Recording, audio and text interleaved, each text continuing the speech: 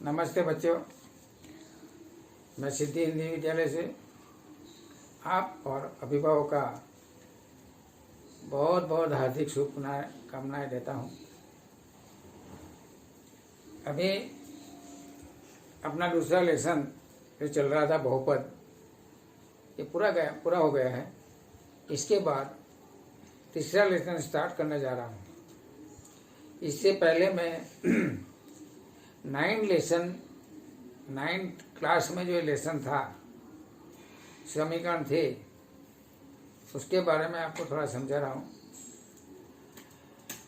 कि रैखिक समीकरण X plus B Y plus C बराबर 0 ये रैखिक समीकरण है। इसमें ए, बी और सी वास्तविक संख्या है और ए और बी शून्य नहीं है। दो चर समीकरण वाले एग्जाम्पल देकर सिद्ध करना हो तो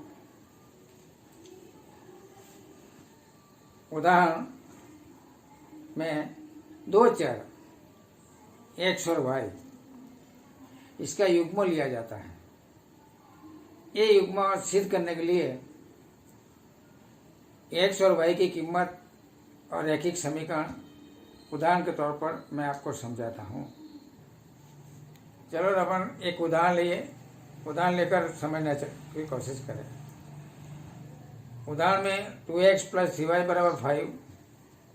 यदि 2x प्लस 3y बराबर 5 हो और उसमें x बराबर 1 और y बराबर 1 लिया जाए तो समझ लेना कि ये जो समीकरण 2x गुणा 2 गुणा 1 प्लस 3y यानी 3 गुणा 1 बराबर 5, मतलब 2 प्लस 3 बराबर 5, मतलब दोनों साइड LHS साइड और RHS साइड दोनों साइड समान आती है।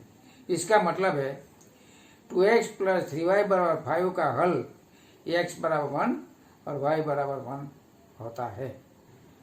इसका मतलब क्या हुआ कि यदि x और y की कीमत 1 लिया जाए तो दोनों साइड समान आती है।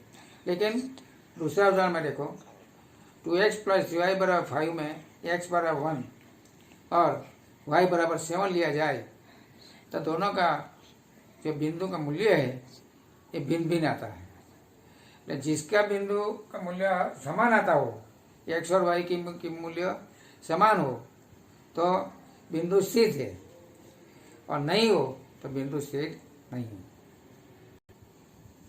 इसीलिए समीकरण पर स्थित बिंदु हो तो दोनों चर के जो हल आता है ये रेखा पर स्थित हो तो ये स्थित वाले बिंदु एक हल बिंदु के तौर पर हल लिया जाता है।